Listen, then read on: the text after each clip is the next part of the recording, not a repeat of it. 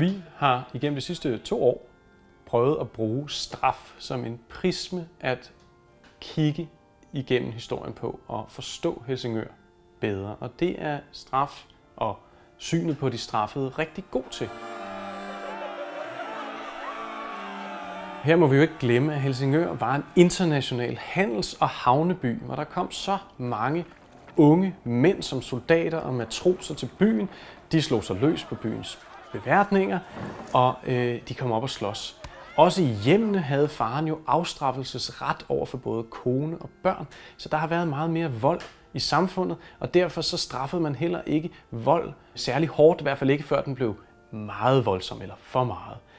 Omvendt så har der ikke været noget socialt-økonomisk sikkerhedsnet, så hvis folk de begik økonomisk kriminalitet, som risikerede at ruinere andre, så slog man enormt hårdt ned for at sikre den ejendomsret, der var, og derfor blev tyveri straffet gerne med døden simpelthen. Så det er altså en klar forskel, vi ser fra de sager, vi har fundet frem fra Helsingør, i forhold til, hvad vi ser i retspraksis i dag. Hvis vi kigger på straffens udvikling, alt fra hekseafbrændinger til korporlig afstraffelse på torvet, til fængsler, til fodlænker, til bøder osv., så er det jo meget tydeligt, at det på en eller anden måde reflekterer en samfundsorden, der har udviklet sig over tid. Og hvis du er en tysk filosof-sociolog som Norbert Elias, så vil du kalde det et udtryk for, at vi er blevet mere civiliseret. Han mener det i bund og grund ikke som sådan positivt, men det er bare for at forklare, ligesom, hvordan tænker vi og agerer vi som mennesker, at der spejler straffen det.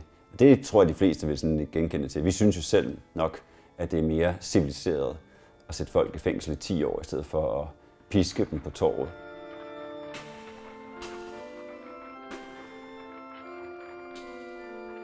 Der er jo mange, der vil mene, at straf er ikke bare godt, men nødvendigt. Og her skal man jo give mange danske politikere i dagens Danmark sådan ret, forstået på den måde, at de jo taler rigtig meget, ikke bare om straf som noget, der virker i forhold til at måske mindske kriminaliteten. Her er forskningen ofte ret sådan kritisk i forhold til det.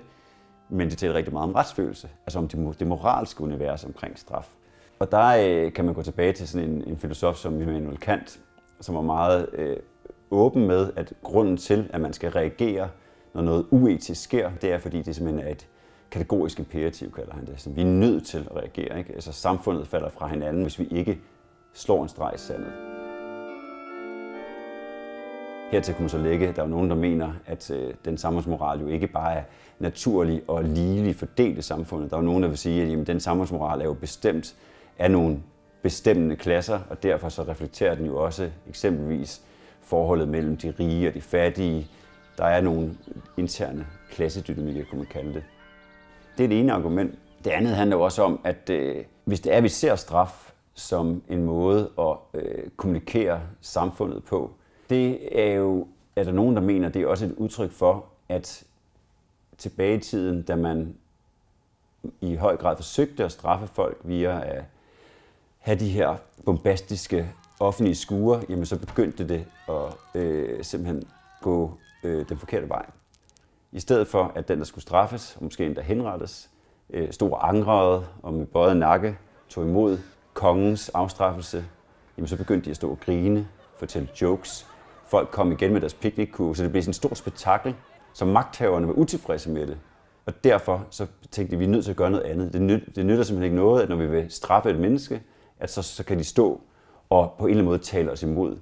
Og der er fængslet jo ret genialt. Altså hvis du kan flytte folk ind bag ved murene og straffe dem, jamen så undslipper du dig ligesom den her risiko for, at de står og fortæller jokes. Du styrer processen.